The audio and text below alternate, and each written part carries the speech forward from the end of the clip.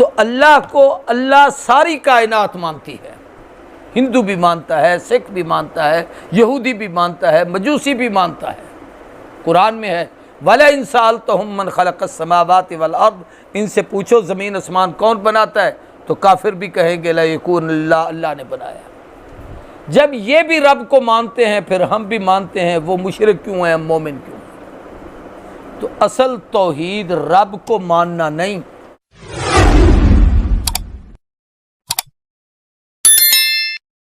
یہاں ایک چھوٹی سی بات اور بھی سمجھ لیں، توحید ہم سارے قرآن میں کریں گے۔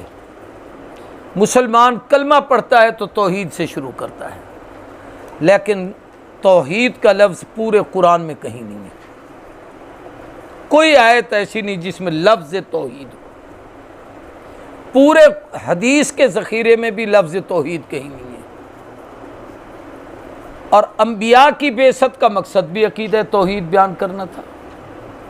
اہل اللہ اولیاء اللہ کی محنتوں کا نتیجہ بھی توحید تھا۔ صحابہ اہل بیت کی مشکلات وہ بھی توحید کے لیے تھی۔ تو جب نہ یہ لفظ قرآن میں ہے نہ حدیث میں ہے تو پھر ہے کیا؟ نبیوں نے بھی اس پر محنت کی، انہوں نے ماریں تکلیفیں اس پر برداشت کی، انبیاء کے مصائب کے واقعات کو پڑھے تو آدمی کی عقل تک رہ جاتی ہے۔ پھر توحید کیا ہے اس کو سمجھیں کہ قرآن میں بھی توحید کا لفظ نہیں، حدیث میں نہیں۔ توحید کا لفظی معنی ہے ایک ہونا، کہ اللہ کو ایک ماننا۔ تو اللہ کو اللہ ساری کائنات مانتی ہے، ہندو بھی مانتا ہے، سکھ بھی مانتا ہے، یہودی بھی مانتا ہے، مجوسی بھی مانتا ہے۔ قرآن میں ہے وَلَئِن سَأَلْتَهُم مَّنْ خَلَقَ السَّمَاوَاتِ وَالْأَرْضِ، ان سے پوچھو زمین آسمان کون بناتا ہے، تو کافر بھی کہیں گے لَيَكُونُ اللَّهُ، اللہ نے بنایا۔ جب یہ بھی رب کو مانتے ہیں پھر ہم بھی مانتے ہیں، وہ مشرک کیوں ہیں، ہم مومن کیوں ہیں؟ تو اصل توحید رب کو ماننا نہیں۔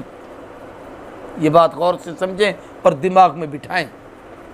توحید رب کو ماننے کا نام نہیں، یہ تو کافر بھی مانتے ہیں۔ اللہ کو رازق ماننا نہیں، یہ تو کافر بھی مانتے ہیں۔ اللہ کو مالک ماننا نہیں، یہ تو کافر بھی مانتے ہیں۔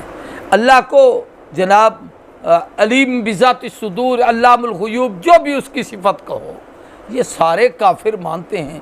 پھر توحید کس چیز کا نام ہے؟ تو توحید نام ہے، غور سے سمجھیں، نفی شرک کا، یعنی شرک کی تردید اس میں جس میں ہو اس کو توحید کہتے ہیں۔ اب پورا قرآن شرک کی تردید سے بھرا ہوا ہے۔ شرک کس کو کہتے ہیں؟ وہ آسان سا لفظ ہے، شرک کا لفظ شراکت سے ہے۔ ایک آدمی بڑی دکان ہے، اس کا کاروبار ہے، اس کا کوئی شریک نہیں، اکیلا کاروبار کر رہا ہے تو کہتا ہے میرا اپنا ہے جی۔ اور اگر اس میں سے 100 میں سے 1 روپیہ بھی کسی اور کا ہو تو آدمی کہتا ہے نہیں جی، یہ میں سارا کام خود نہیں کر سکتا، میرے ساتھ حصے دار بھی کوئی ہے، یہ اس کو شراکت کہتے ہیں۔ اگر رب کے تمام اختیار رب کے پاس ہیں تو پھر توحید ہے۔ اور اگر یہ ہے کہ اللہ بھی کسی کام کرنے میں مخلوق میں سے کسی سے صلاح کا، مشورے کا، پوچھنے کا، سوچنے کا، کرنے کا پابند ہے تو پھر یہ شرک ہے، توحید نہیں ہے۔ تو اللہ اپنی ذات میں، اپنی صفات میں، اپنی عبادات میں کسی کے ساتھ شریک نہیں، نہ رب کے ساتھ کوئی شریک ہے، نہ اللہ نے کسی کو اپنا شریک بنایا ہے، اس کو توحید کہتے ہیں۔ اور یہی توحید کلمے میں ہے کہ پہلے لا الہ کہو پھر الا اللہ کہو۔ لا الہ، کوئی الہ نہیں، کوئی معبود نہیں، کوئی حاجت روا مشکل کشا نہیں۔ جب الا اللہ کہو گے تو سب کی نفی کے بعد رب کی تصدیق کریں گے، یعنی پہلے سب کی تردید کرو پھر رب کی تصدیق کرو، پہلے سب کا انکار کرو پھر رب کا اقرار کرو، پھر پہلے سب کا کہو کہ یہ کچھ نہیں ہے پھر کہو کہ سب کچھ اللہ کی ذات ہے۔ تو لا الہ پہلے ہے، الا اللہ بعد میں۔ ہم نماز پڑھتے ہیں تو پوری نماز کا نچوڑ کیا ہوتا ہے پتہ ہے؟ قیام کیا، رکوع کیا، سجدہ کیا، تشہد میں بیٹھے، نماز جب تشہد مکمل کر رہے ہوتے تو اختتام یہ ہوتا ہے اشہد اللہ الہ الا اللہ، گواہی دیتا ہوں میں کہ اللہ کے سوا کوئی الہ نہیں، واشہد ان محمدًا عبدہ ورسولہ پڑھتے ہیں، پھر آگے درود شریف پڑھ لو، تو گویا نماز کی قبولیت کے لیے ہے، نماز کی فرضیت عبدہ ورسولہ پہ ختم ہو گئی۔